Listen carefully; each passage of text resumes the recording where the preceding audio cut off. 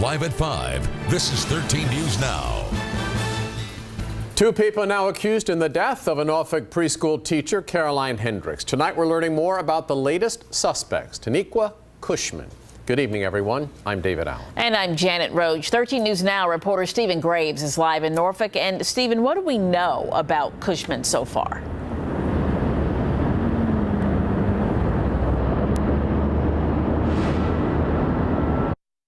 This is how 22-year-old Taniqua Cushman appeared in court today. Her first appearance before a judge was brief. Not a word said before being led out of court in handcuffs.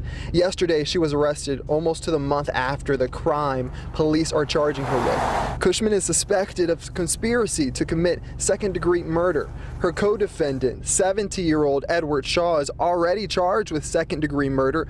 Police believe he pulled the trigger. Police say the victim, a Norfolk preschool teacher, 50-year-old Caroline Hendrix, died New Year's Eve, found shot in her car.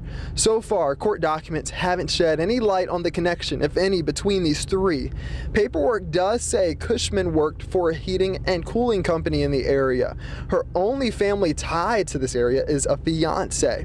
When police charged Cushman, documents say she was currently on probation or parole for a gun charge in Virginia Beach. Online records also state back in 2015, the then 20-year-old was arrested for prostitution. And back out here live, court documents also say that Cushman is originally from South Carolina.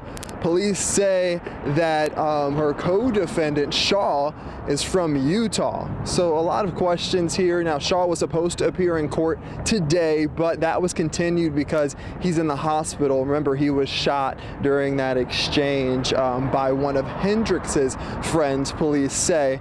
But in the meantime, we are sort of looking for more answers here. They're both expected in court at the end of the month as this case just gets a lot more detailed and a lot more complicated. Live in Norfolk, Stephen Graves, 13 News Now. An indicted congressional candidate will face a judge on June 12th, the same day as the Democratic primary. Democrat Sean Brown pleaded not guilty to fraud charges in Norfolk federal court today. The U.S. Attorney's Office says Brown stole money from the USDA's summer food service program. This allegedly happened in 2012 while Brown worked for a nonprofit outreach group that was helping feed children. Everybody's saying, well, it's not about politics, but it's ironic that it's on the potential primary day for my election. We feel great about moving forward. In 2016, Brown ran for the seat in the 2nd Congressional District. She lost that race to Republican Scott Taylor. Fired Norfolk Southern employee wants $2.5 million from his old employer. Scott McCarty is suing the railway company for wrongful termination. He says he saw other workers, including a foreman, working while drunk or high. McCarty also says he was harassed for not participating in what he calls the workplace fraternity culture. McCarty believes Norfolk Southern fired him for reporting safety concerns to regulators. 13 News Now reached out to Norfolk Southern. A spokesperson says the company will not comment on pending litigation. Right now, the Gloucester School Board is getting ready to sit down and talk finances, but angry parents are hoping they'll include the topic of bullying in tonight's conversation. 13 News Now reporter Nico Clemens is live in Gloucester. And Nico, you spoke with several worried parents today. Yeah, Janet, I spoke to a couple of moms today, but online there are hundreds of Gloucester County parents who are searching for answers. They're trying to figure out what the school division is going to do about the bullying culture inside the schools, and they're not staying silent anymore. I can't sit down and say it's okay anymore. Yeah, it's not. Somebody's got to do something, and why can't that be us? Parents voicing their concerns. 483 parents from one post. Calling for a change. Please add more funding to be able to give our children the resources. Several parents in Gloucester County say bullying is a problem in their child's school.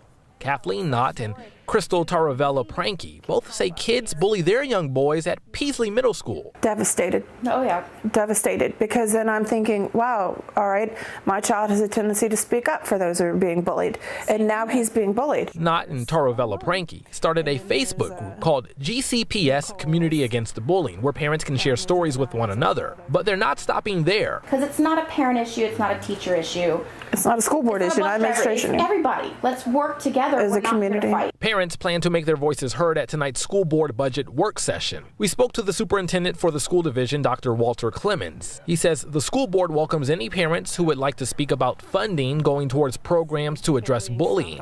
Parents say in addition to programs, they want policies and procedures to change, better communication. But in the end, they want to be heard. We're not going to stand silent anymore. No. It can't happen anymore. It has to change. And again, that budget work session starts at 5:30, starts in a little less than 30 minutes, and parents have the opportunity again to speak about funding going towards programs to address bullying. Now, I spoke to Dr. Clemens earlier today, a few moments ago actually, on the phone. Didn't get a chance to speak with him before the meeting, but we spoke about a lot over the phone. And coming up at 6, he tells me what they plan to do at their February 13th meeting. Live in Gloucester County, I'm Nico Clemens, 13 News Now. Pat, the justice for the family of a 25-year-old Hampton man who was killed back in June. Tonight, police finally have a suspect in custody. 22-year-old Malik Saunders is accused of shooting Jonathan Bradley. Police found Bradley's body inside a car that had crashed into a house. That was on DeRose Drive. Police believe Bradley was parked on the street when Saunders tried to rob him and then shot him. Saunders faces a string of charges, including murder. Man is in jail tonight accused of setting fire to a Norfolk funeral home. Police say Harold Centers was trying to cover up a burglary with the blaze. Norfolk police got the burglar alarm call at Smith and Williams Funeral Home on Norview Avenue just before 3 o'clock this morning. Police say they saw a man believed to be Centers leaving the building when they arrived. Centers is being held without bond. Major cleanup effort is underway on Skiffs Creek. That's near Fort Eustis, of course. The Coast Guard says a partially submerged tugboat leaked black oil into the creek over the weekend. The boat has an estimated fuel capacity of about 21,000 gallons. Coast Guard says about 5 to 10 gallons leaked into the water. The crew is working to remove the oil that's left in the tug's tanks. It all came down to the luck of the draw. We're talking about the 94th House District race. It ended up being a tie. So, as spelled out in the state constitution, the Virginia Board of Elections conducted a drawing of lots. Now there's a push to change the way we resolve a tie. Mike Gunning joins us with those details and reaction.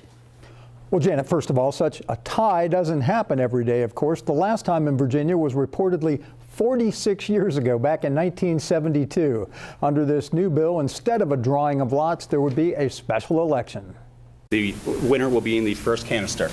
It was a most unusual way to pick a delegate totally at random. That's how the tied 94th House District seat was determined, pulling a name out of a bowl.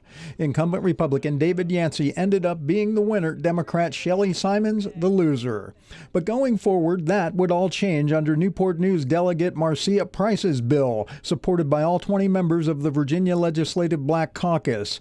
House Bill 1581 calls for a special election in the case of a tie in a recount instead of a drawing of lots.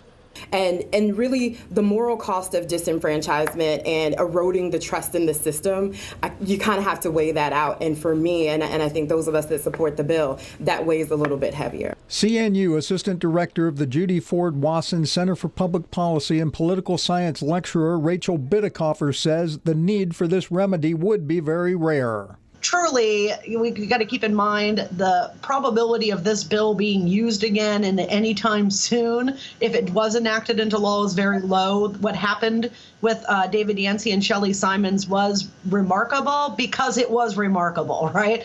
I talked to Shelley Simons. She said, "I am really supportive. I don't think a drawing of lots was a satisfactory outcome for the citizens." And Delegate David Yancey's legislative aide Gretchen Heel said he is open to all ideas, including a special election. He would like to see a clearer process in the code. And the bill will get its first test tomorrow morning when it's scheduled to be heard in front of the Privileges and Elections Committee, Subcommittee Number 2. Reporting live, Mike Gooding, 13 News Now. Governor Northam wants Virginia teachers to make more money. He told the School Board Association that the state needs to raise teacher pay. The hope is that this would attract and keep top teaching talent in public schools. The governor says Virginia's teachers make $7,500 less than the national average. Virginia lawmakers are trying to help firefighters who are exposed to dangerous toxins on the job. A new bill would expand workers' compensation for first responders diagnosed with certain types of cancer. It would also flip the burden of proof from the employee to the employer. Right now, firefighters must prove that a toxin they were exposed to caused their cancer. Supporters of the bill say that can leave firefighters on the hook for massive legal and medical bills.